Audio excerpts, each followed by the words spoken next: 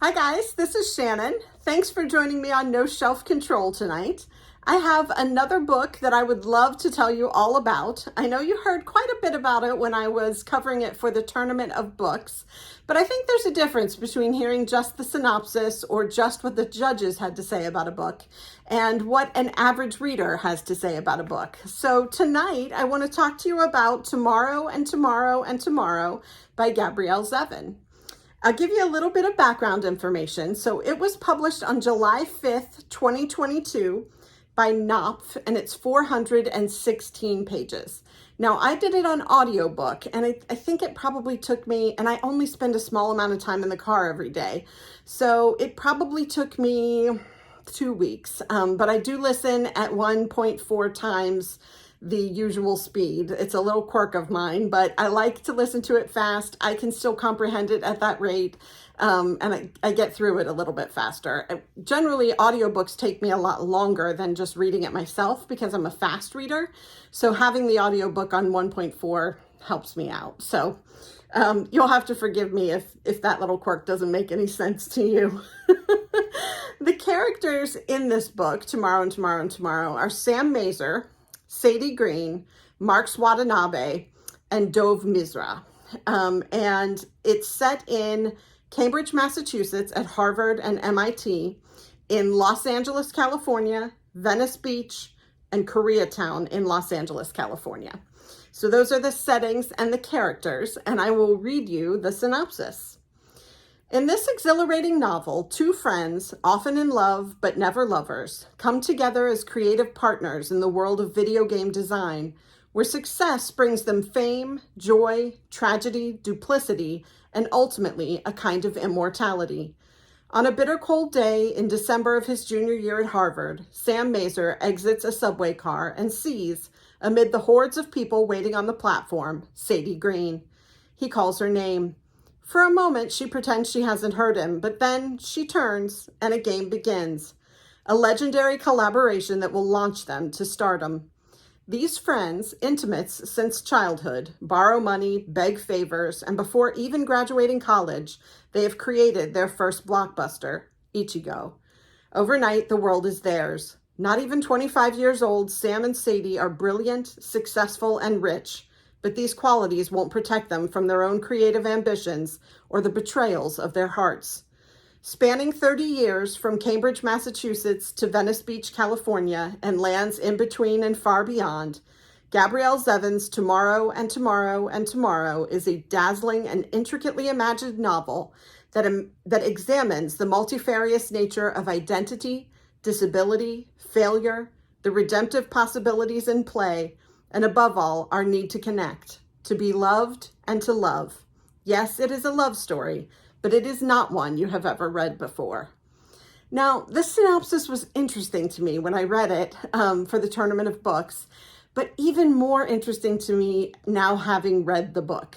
So I would absolutely say that Tomorrow and Tomorrow and Tomorrow is a story of video games and video game design.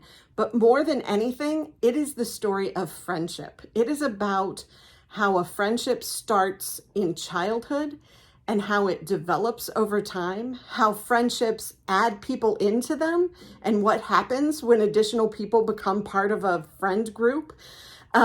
It's how we betray our friends, how we love our friends, what it means to be a friend. There is so much about friendship in this story, and the relationship between Sam and Sadie. I think the most critical line of the synopsis is often in love, but never lovers. And the fact that we fall in and out of love with our good friends. Sometimes we become lovers and sometimes we don't at all. And Sam and Sadie never do, but the intricacies of their relationship are absolutely fascinating. And when Marx becomes part of their friend circle and also part of the business, it changes things. Each person has a role. And when you add additional people, the roles change. But you can watch clearly through this book what Sadie is to the relationship, what Mazer is to the relationship, and where Marx fits in. And I just loved the way Gabrielle Zevin displays and explains what it means to be in that kind of relationship with another person. To have your whole life intertwined with somebody else in fits and spurts. Sometimes you love each other, sometimes you hate each other, but you are always friends. And you always have that connection. And it just, differently than books about family, this really spoke to me with regard to what it means to be a friend. It's those people that you don't talk to for years, maybe because you're mad, maybe because you just got busy. And when you start the conversation again, it's like you never left off. It's people who know things about you that you may not even know about yourself. It's people who know what to do for you without you having to ask. And that is all in this book. And I was just fascinated. So there are definitely some trigger warnings. So sexual abuse, sort of domination kind of thing, people abusing their positions of power sexually is definitely a trigger warning for this book. Gun violence is also a trigger warning for this book. So if those are things that are close to the surface for you, take care of yourself and maybe take a pass on this one. But there is a lot to recommend this book. Sam and Sadie are wonderful. I heard, I always, as you've heard me say before, I always read the reviews of the book after I've read the book. And I particularly focus on the negative reviews because I want to see what it is, especially if I loved a book. What is it that people had to complain about? And some folks found Sadie very unlikable. I didn't find Sadie very unlikable. I found Sadie very real. And, there are things she does that are, maybe unforgivable. There are ways that she behaves that are standoffish and, maybe not very kind or likable, but she's Sadie and she stays true to Sadie throughout the book. Sam has his own quirks. He has a disability and his mood fluctuates depending upon where he is with that disability. I think that's real too. I think that those of us who have either visible or invisible disabilities, often, our mood can be very dependent on where we are with that part of our lives. And I loved seeing that. I loved that it was no holds barred. We were not meant to feel bad for Sam. He goes by Sam sometimes, and later in the book, he goes by Mazer. So we were not meant to feel pity for Sam at all. But we were meant to understand the challenges that he faced. And I thought Gabrielle Zevin did a really good job with that. There was little that I didn't like about this book. I hated Dove, but I think I was meant to hate Dove. When you get to Dove in the book, just remember that I said I hated Dove and that you might too. He didn't really grow on me. Sadie gives him a pass, I think. I think Sadie allows him to get away with things that maybe she shouldn't have. But I think that that's an honest depiction of where young women often end up with men in power. And